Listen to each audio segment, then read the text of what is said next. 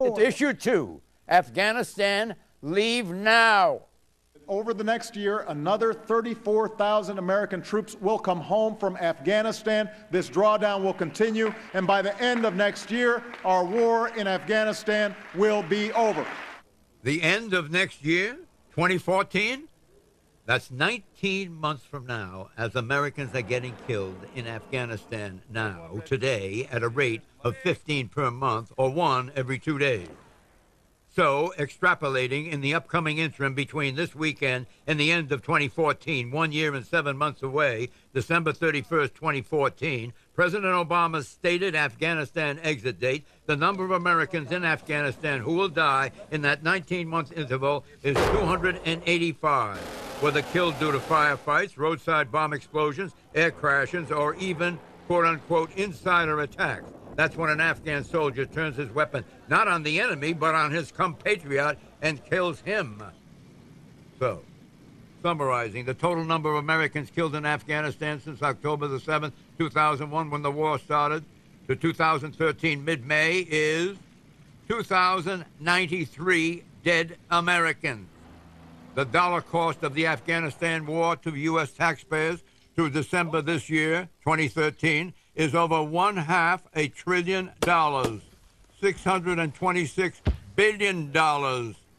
And that figure does not include millions of dollars in CIA cash outlays, the quote-unquote ghost money that the CIA hands over to Hamid Karzai, the Afghan president, every month. Question: why wait another 19 months to withdraw? Afghanistan has no strategic value.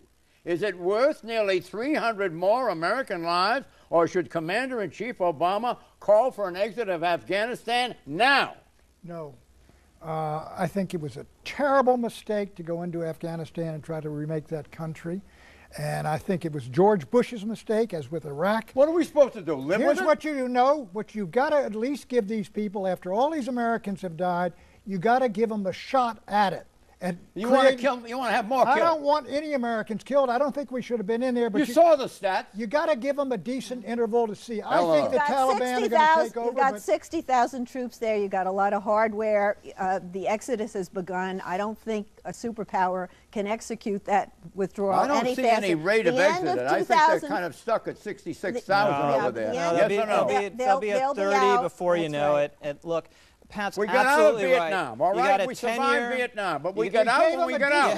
You have a 10-year commitment. How much of an interval was there in Vietnam? When the decision was made, they got them right out. 2 years. If Congress hadn't cut off all the bombing and everything else, we might have been able to save it. And there's a chance. What, you win in Vietnam?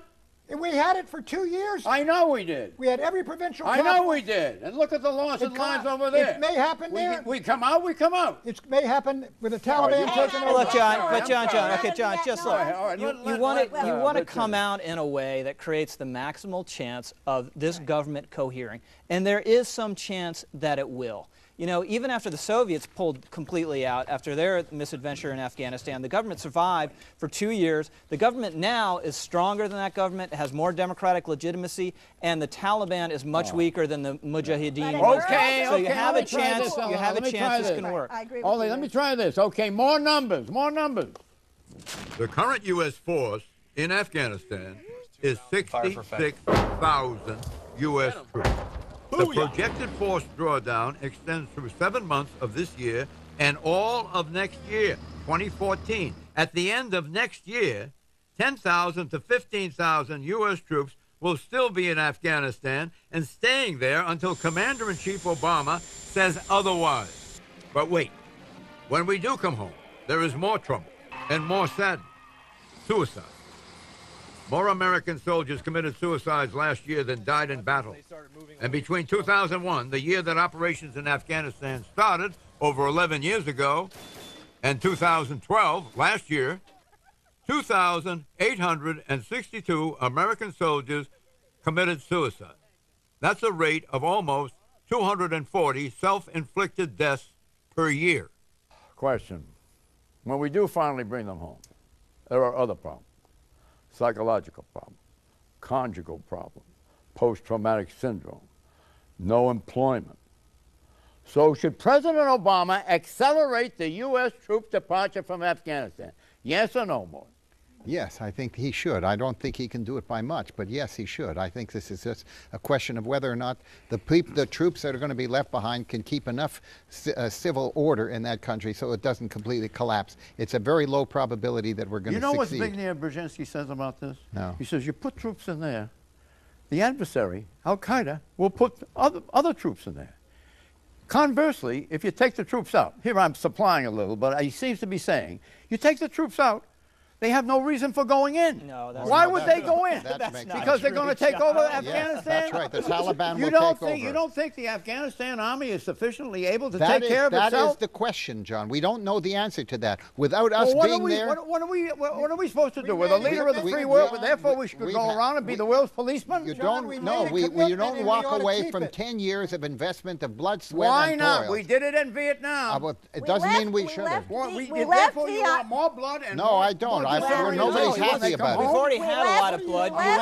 We've already had a lot of blood and sweat and tears, and you want to redeem that to the extent you can with success. If you can make this government and this military...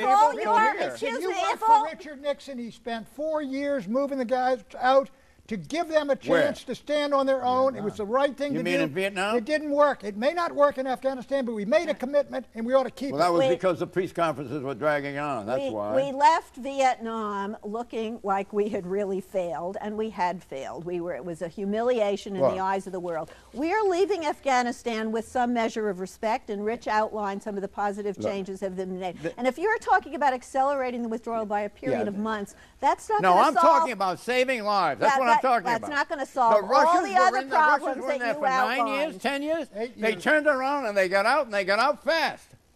You know, there comes a time when common sense has to take over. And then the government collapsed. You had the Mujahideen take over.